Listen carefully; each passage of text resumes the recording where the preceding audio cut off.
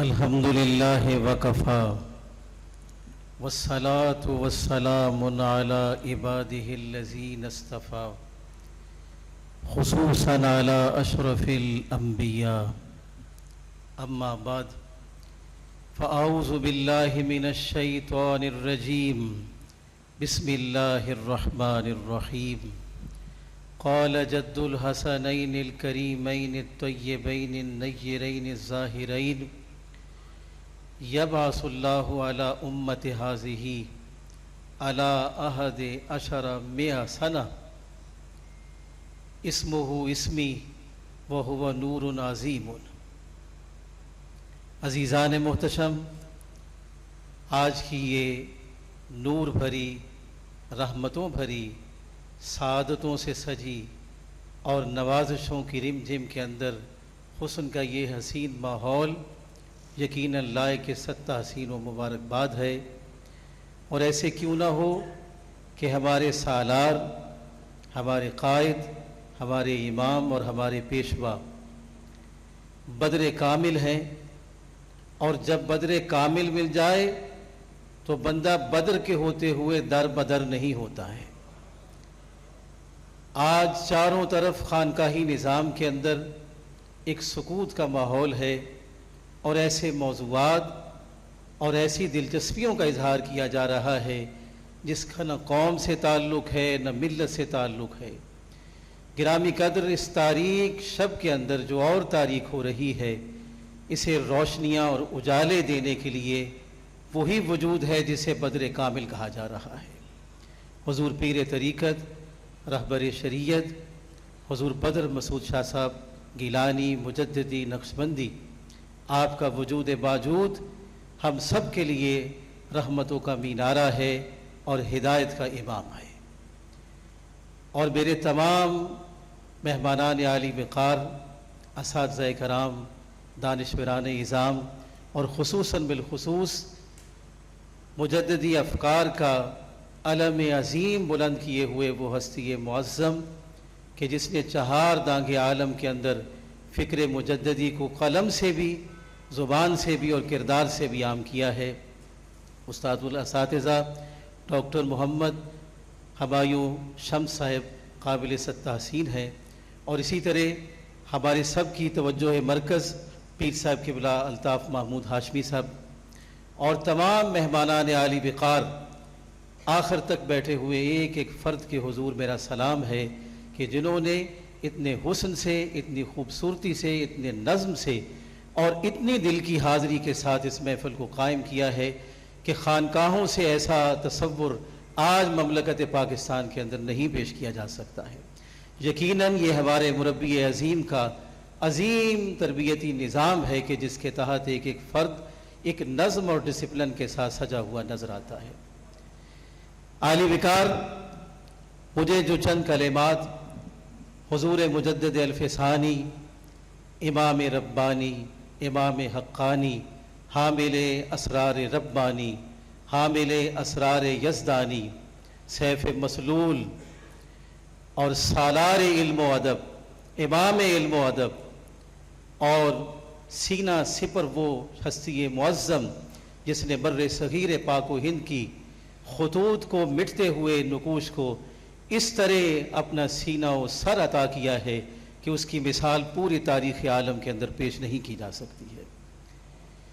گرامی مرتبت، حضور مجدد الف ثانی رضی اللہ تعالیٰ عنہ کا وجود باجود صرف اپنے عہد کے لیے خاص نہیں ہے، صرف اس زمانے کے لیے خاص نہیں ہے، صرف اکبری الہات کے سامنے سینہ سپر ہونے کے لیے کافی نہیں ہے، بلکہ قیامت کی سحر تک حضور مجدد الف ثانی رضی اللہ تعالیٰ عنہ کا وجود باجود ہمیشہ ہر عہد کے لیے نور منارہ ہے، رحمتوں کا اشارہ ہے، اور ہمیشہ ہر دور کے لیے ایک سالار کا وجود مقدس ہے۔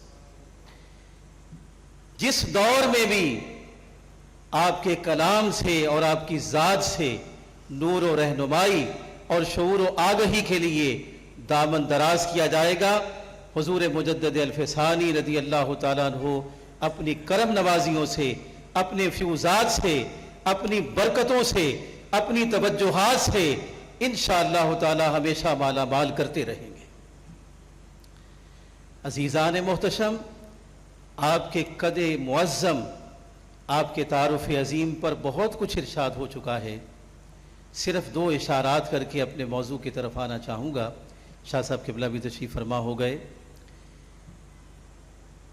آپ کی عظمت علمی، آپ کی عظمت شخصی، آپ کی عظمت روحانی، آپ کے وجود باجود کو ساری کائنات کیوں نہ سلامیاں پیش کرے کہ سید کائنات، مولائے کائنات، مرشد کائنات، امام کائنات، منبع کائنات، مصدر کائنات، حقیقت کائنات، وجہ کائنات، وجہ وجود کائنات، زندگی کائنات، تابندگی کائنات، سید کائنات علیہ الصلوۃ والسلام صدیوں سالوں قبل اپنی بزم پر نور کے اندر جگمگاتے ہوئے چہرہائے منور میں شمس و قمر کی تابانیاں لوٹاتے ہوئے ارشاد فرما رہے تھے کہ یبعث اللہ رجلا علی رأس احد عشر مئہ سنۃ هو نور عظیم اسمہ اسمی بین السلطانین الجابرین۔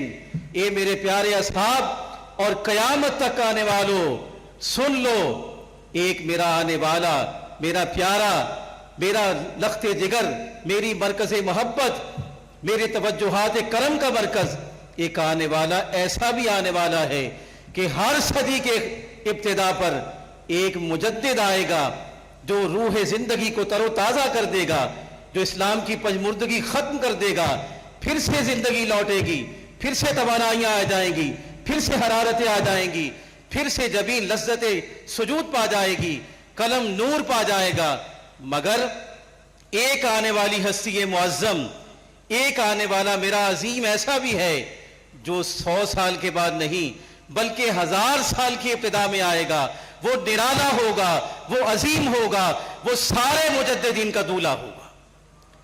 ارے سارے مجدد اپنے اپنے مقام پر عظمتوں کے حامل ہوں گے، مگر وہ آنے والا عظیم اسمہ اسمی، اس کا نام میرے نام سے فیضان پاتا ہوگا۔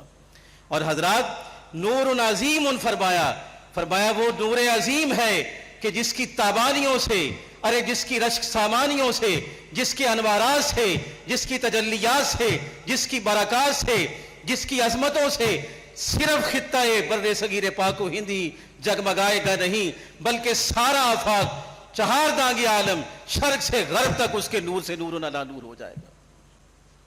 زبان سید کائنات، زبان مولائے کائنات آپ کے اس عظمت بشارت سے نواز رہی تھی، اور کہیں کائنات کے دولہ، سخیوں کے سخی، بادشاہوں کے بادشاہ، کریموں کے کریم، لجپالوں کے لجپال، حضور امام ربانی، حضور شیر ربانی، حامل اسرار قرآنی کا یوں تعارف پیش فرما رہے تھے۔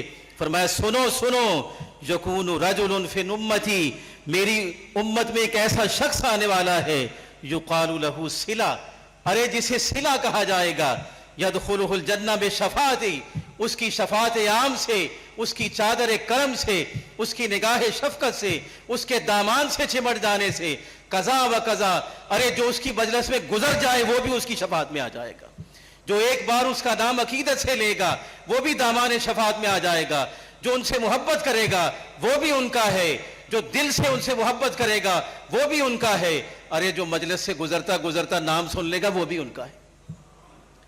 اتنا شمس و قمر کہ سارے شمس و قمر جس کی بارگاہ میں ہدایت کے لیے دامن دراز نظر آتے ہیں۔ گرامی قدر، یہ وہی ہستی معظم ہے، یہ وہی وجود نور ہے جس کے لیے شاہ شاہاں، پیر پیراں، میر میراں، شاہ جیلاں، سید سیداں، سرور سروراں، غوث غوثاں، قطب قطباں اپنی مجلس مقدس میں ارشاد فرما رہے تھے آنے والی وہ ہستی منور ہے جو مٹتی قدروں کو بچا لے گی، جو اسلام کا پرچم اونچا کر دے گی، ارے روح اسلام کو اس طرح تر و تازہ کرے گی کہ صدیوں کا سفر ختم ہوتا نظر آ جائے گا۔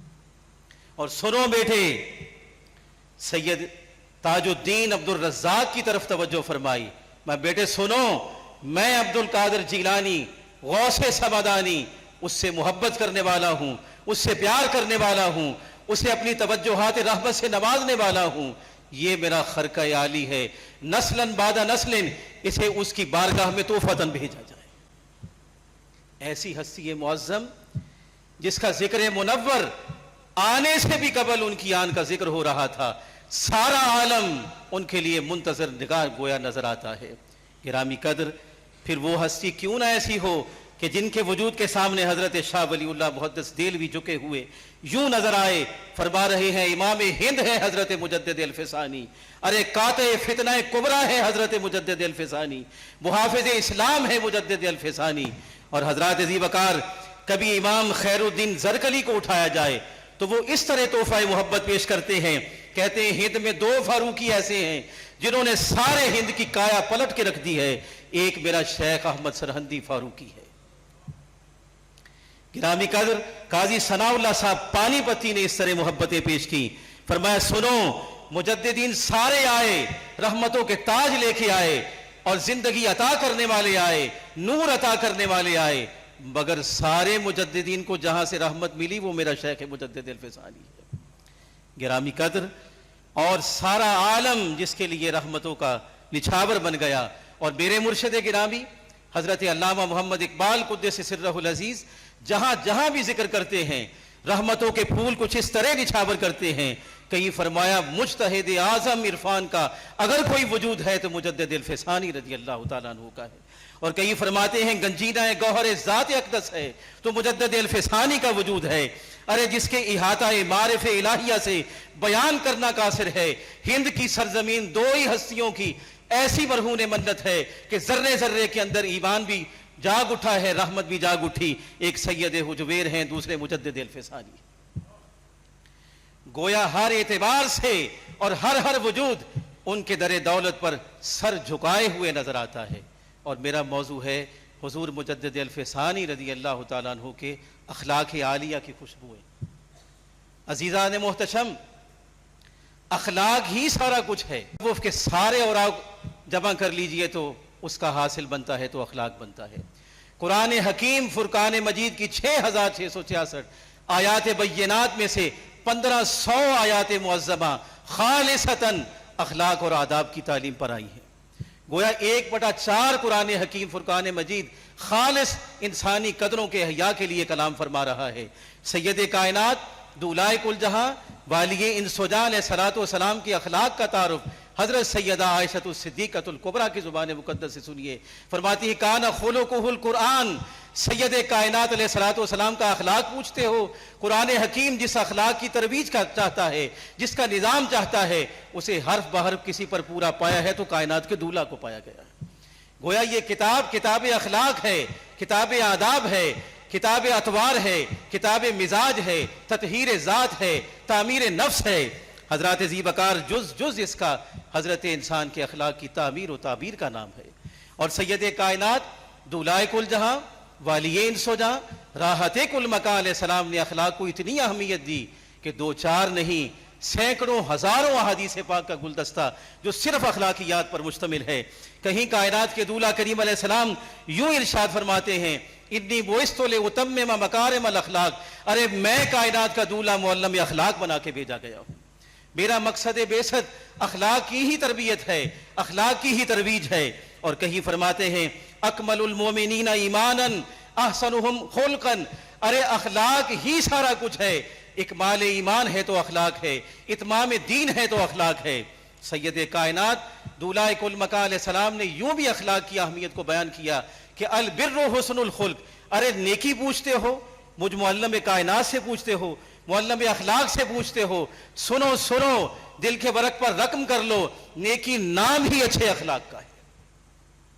عزیزان محتشم، ایسی تعلیمات، ایسی ترویجات اور تصوف کے سارے امور کو جمع کر لیا جائے، تمام مصادر علمیہ کو جمع کیا جائے، قوت القلوب امام ابو طالب مکی سے لے کے کتاب اللمع فی التصوف تک، اور کشف المحجوب اور حضور مجدد الفسانی قطب ربانی کے مکتوبات عالیہ کو دیکھا جائے، الرسالہ القشیریہ کو دیکھیے، عوارف المعارف کو دیکھیے، التعرف کو دیکھیے، حضور جلال الدین رومی رضی اللہ تعالیٰ عنہ کی مثنوی رومی کو پڑھیے، میرے مرشد گرامی کے اسرار الرموز کو دیکھیے، تو سارا کچھ جمع ہو جائے تو اس کا حاصل 2 لفظوں کے اندر بنتا ہے اخلاق حسنہ کی تعمیر اور ترویج۔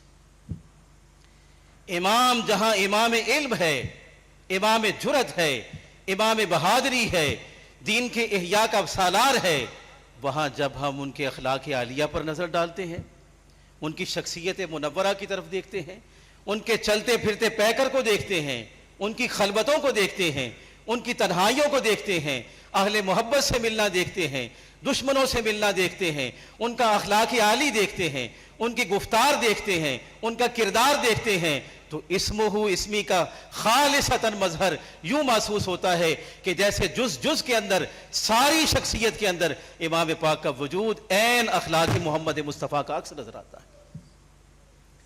عزیزان محتشم، اخلاق عالیہ میں اگر ہم دیکھنا شروع کریں کہ حسن آداب کا کیا معیار ہے، کیا مقام عالی ہے، حسن آداب جسے سارے اخلاق عالیہ کا حاصل کہا جاتا ہے، تمام صوفیاء نے کہا جن کے ہاں ادب نہیں ہے ان کے ہاں کچھ بھی نہیں ہے۔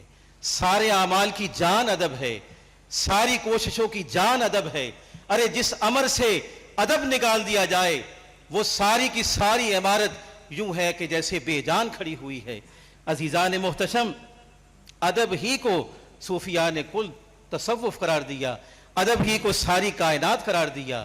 جب ہم اپنے امام عالی مقام، امام عصمت نشان حضور مجدد الف ثانی قدس سرہ الربانی کا حسن ادب دیکھتے ہیں، چلتے ہوئے پیکر کو دیکھتے ہیں، تو حضرات اپنی مجلس منور کے اندر یہ دولہ کائنات، یہ دولہ تصوف، دولہ جرأت و بہادری کلام فرما رہے ہوتے، خطاب ہو رہا ہوتا اور عالی رموز اور اسرار بیان ہو رہے ہوتے، جیسے ہی کسی بزرگ ہستی کو آتے دیکھتے کلام موقوف کر دیتے، جب تک اسے نشست نہ دے دیتے، بٹھا نہ دیتے اور اس کے احترام میں اعلیٰ درجے کے آداب کو بجا نہ لا دیتے، اس وقت تک کلام کو دوبارہ جاری نہ فرماتے۔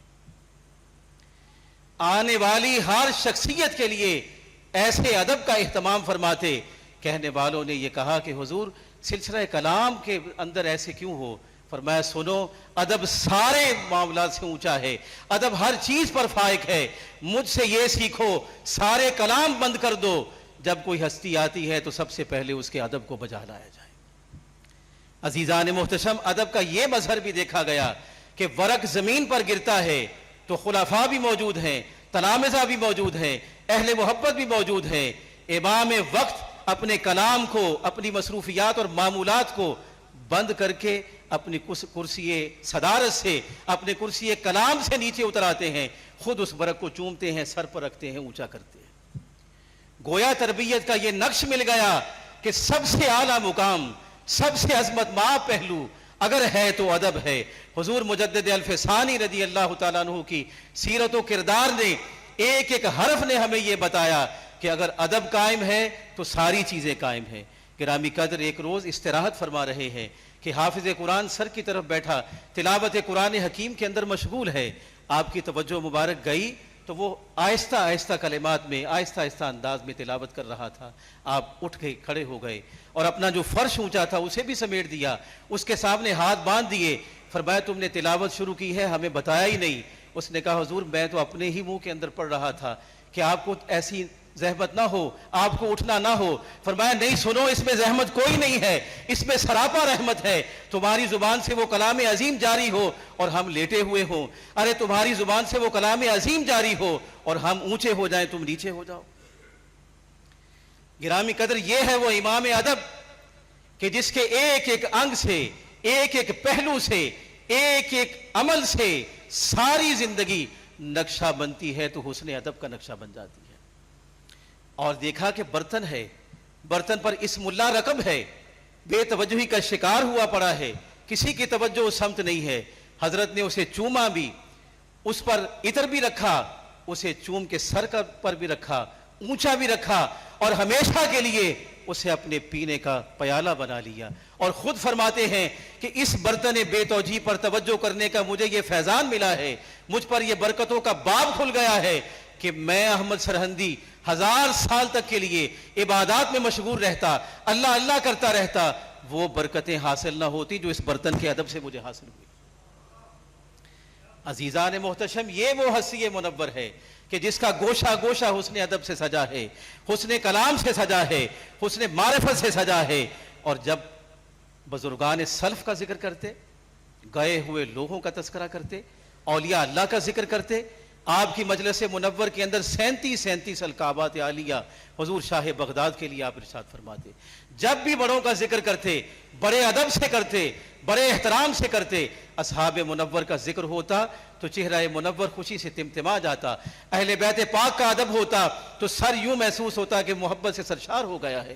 اور جب بڑوں کا ذکر کرتے فرماتے ہم پسماندگان ہیں, ہم جولیاں پھیلا کے بڑوں سے بھیک مانگنے والے ہیں.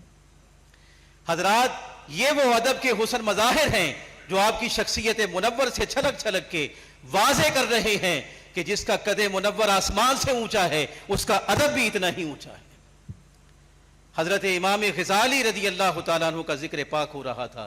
ابو الفضل نے بیٹھے ہوئے آپ کی مجلس کے اندر ایک جملہ اہانت آمیز کہہ دیا, ادب سے گرا ہوا کہہ دیا. جملہ یہ کہا کہ غزالی نامعقول گفتاز تھا. بس اس کی زبان سے یہ لفظ نکلنے تھے. حضرت امام غزالی کی شان کے اندر یہ فرومایا جملہ تھا, یہ بے ادب جملہ تھا. آپ کا چہرہ منور متغیر ہو گیا, آپ اٹھ گئے, اندر چلے گئے, کلام بند کر دیا. فرمایا جاؤ اسے بتا دو اگر ذوق صحبت ما علمداری ازی حرفائے دراز از ادب زبان نہ باید. اگر ہماری مجلس مقدس کا تمہیں ادب لازم ہے, بیٹھنے کی خبر ہے, آداب کی خبر ہے, تو میں احمد سرہندی کہتا ہوں جب تک شخصیات کا ادب نہیں کیا جائے گا نہ علم ہے نہ معرفت ہے, نہ کلام ہے نہ گفتگو ہے, کچھ بھی حاصل نہیں ہو سکتا ہے. اگر کچھ چاہتے ہو پہلے ادب ملحوظ کرو, پھر کس بارگاہوں کے اندر توجہات کو پاؤ گے. حضرات ذی وقار المعارف کی شرح کہنا شروع کی. حضرت شیخ شہاب الدین سہروردی رضی اللہ تعالیٰ عنہ کی وہ کتاب منور جو تصوف کا کتب ہے, جو امام ہے, جو استون ہے, اس پر آپ نے شرح لکھنی شروع کی. کچھ لکھنے کے بعد اسے پھر چھوڑ دیا. سب اہل محبت نے پوچھا حضور اتنا بڑا متن کہہ رہے تھے, اتنی عظیم بات ہو رہی تھی, آپ نے کیوں چھوڑ دیا؟ فرمایا میں نے اس لیے چھوڑ دیا کہ میرے دل میں یہ بات گزری کہ بہت سے مقامات ایسے ہیں کہ جس پر مجھے اختلاف کا حق ہے, کہیں اس ہستی معظم کا سوء ادب نہ ہو جائے. حضرات وہ ایسا کہنا چھوڑ دیتے تھے, ایسا کام چھوڑ دیتے تھے جس سے سوء ادب کا احتمال ہو جائے. آج جس دور میں ہم زندہ ہیں ہم اصحاب معظم پر کلام کرتے ہوئے نہیں سوچتے, اہل بیت پاک کا ذکر ہوتا ہے نہیں سوچتے ہمارے نقبا کیا کہہ رہے ہیں, ہمارے خطبہ کیا کہہ رہے ہیں, مجلسیں کیا ہو رہی ہیں. یہ علمی ماحول, یہ سنجیدہ ماحول, یہ آج تمہیں پاکستان میں کہیں نظر نہیں آتا ہے. یہاں کہنے والے کو اپنے کہنے کا پتہ نہیں ہے, نہ موضوع کی خبر ہے نہ کہنے کی خبر ہے. رات مجلس برخاست ہوتی ہے, عوام سے پوچھا جاتا ہے کیا ملا, کہا جی مزہ بڑا آیا, سمجھ کوئی نہیں آئی. ساری توانائیاں صرف ہو رہی ہیں, پیسہ بھی صرف ہو رہا ہے. جب اس کے آؤٹ پٹس نکلتے ہیں تو کچھ بھی نہیں, زیرو کے اندر جاتا ہے, بلکہ منفی کے اندر اس کے نتائج نکل رہے ہیں. ہمارے نقبا نہ جانے کیا کچھ کہہ رہے ہیں. شیعہ کی تقلید کے اندر کہا جا رہا ہے نہ وہ عظمت صحابہ ہے نہ وہ عظمت اہل بیت ہے. ہمیں تو امام نے یہ سبق دیا ہے کہ جس سے سوء ادب مل جائے وہ بات ترک کر دی جائے, ہر قیمت پر ادب کو ملحوظ رکھا جائے. اور مکتوبات مجدد الفسانی کا مطالعہ کرنے والے اس بات کو سمجھتے ہیں جہاں بڑی ہستیوں کا ذکر آیا ہے امام نے اتنے ادب سے کمال اہتمام کے ساتھ اور کمال احتیاط کے ساتھ ان کا ذکر کیا کہ ایک ایک پہلو کو حسن توازن کے ساتھ سجا دیا. عزیزان گرامی قدر, اپنے مرشد گرامی کا ذکر پاک, ان کا ادب سارے ادبوں کا قاطع ہو گیا کہ جب بھی جس نے آپ کے مرشد گرامی کا ذکر کیا حضرت نے یوں ہاتھ زمین پر رکھ دیے, چہرہ منور آپ کا متغیر ہو گیا, اشکوں کی سلامیاں ہونے لگی, وجود منور کانپنے لگا. فرمایا میرے مرشد کا ذکر کرتے ہی مجھے یوں محسوس ہوتا ہے جیسے میں ان کی مجلس منور میں موجود ہوں. اور صاحبزادگان کے ساتھ عقیدت اور محبت اور انس, ان الفاظ سے اندازہ لگائیے. فرماتے ہیں فقیر نے اس طریقہ کا الف سے با سارا کچھ آپ کے والد گرامی سے سیکھا ہے. دل چاہتا ہے کہ آپ والد گرامی کی چوکھٹ ہو, مرشد اقدس کی چوکھٹ ہو, اور زندگی کا آخری سانس بھی احمد سرہندی کا پورا ہو جائے. اتنے آداب, اتنی محبتیں, اتنی لطافتیں. حاصل یہ ہے کہ جس ہستی منور کا قد منور ساری کائنات میں آسمان سے اونچا نظر آتا ہے, اس کا ادب بھی ساری کائنات سے اونچا نظر آتا ہے. گرامی قدر, اور پھر امام جرت کا امام کیوں نہ بن جائے, استقلال کا امام کیوں نہ بن جائے. جب سارے قلم اور سارے کلام ابھی سوچ بچار کے اندر موجود تھے, فاروقی خون کی حرارت ہے جس نے سب سے پہلے قلم اٹھایا ہے, دین الہی کے خلاف، مٹتی ہوئی قدروں کے خلاف سب آپ کے متبعین اس عہد میں قرار پائے. سب کا سالار اگر کوئی ہستی پاک ہے تو حضور مجدد الفسانی کا وجود منور ہے. قدرت کا عالم یہ ہے کہ اگر سارا کچھ بھی ضبط ہو گیا، گھر بار بھی ضبط ہو گیا، اولاد بھی ضبط ہو گئی، کنویں بھی ضبط ہو گئے، لائبریریاں ضبط ہو گئی، مگر نہ استقلال میں کمی آئی نہ جرت میں کمی آئی. کسی کہنے والے نے کہا کہ حضور بات جاری رکھیے لیکن اتنی شدت کو کم کر دیجئے. فرمایا اگر تم میری جگہ کھڑے ہوتے تو تمہیں احساس ہوتا کہ شدت اس سے بھی 100 گنا بڑھا دی جائے. ہمیں حکم ہے اس بات کا کہ جرت کے ساتھ اس کا مقابلہ کیا جائے. مٹتی ہوئی قدروں کو اگر شیخ احمد سرہندی، حضرت مجدد الفسانی، امام ربانی قدس سرہ الربانی اپنا جرت کا سینہ نہ دیتے، نہ آج اسلام باقی ہوتا، نہ قدریں باقی ہوتی. اور حضرات، صبر و تحمل، برداشت جو تصوف کا، جو اخلاق کا، جو آداب کا زینہ ہے، قید و بند کی صعوبتیں ہیں، سختیاں ہو رہی ہیں، شدتیں ہو رہی ہیں، مگر فرماتے ہیں مجھ پر شدت اسی طرح ہے جیسے بچوں کو شیرینی دی جاتی ہے. اتنی کلفتوں کے باوجود چہرہ منور پر کبھی کلفتوں کے احساس کا احساس نہ گزرا، بلکہ سارے معاملات کو کچھ اس صبر سے، اس تحمل سے، اس عظمت سے آپ نے پایا کہ دیکھنے والے کہہ اٹھے کہ اگر یہ فیضان فاروقی نہ ہو تو انسان کے قدم ڈگمگا جائیں. گرامی قدر، اور پھر آئیے کہ آپ نے یہ سارا کچھ اور ساری عظمتوں کو زینہ عجز و انکسار کے ساتھ کس طرح پیش کیا ہے.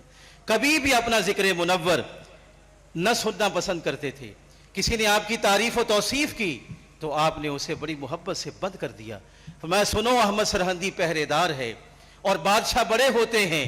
ارے بادشاہ کے لیے نہ فقراء کی کمی ہے، نہ پہرے داروں کی کمی ہے، نہ سگان کی کمی ہے. اگر احمد سرہندی کا نام لیا گیا ہے تو سمجھتا ہے کہ یہ احمد سرہندی پر بڑا کرم ہو رہا ہے، یہ بڑی عطا ہو رہی ہے.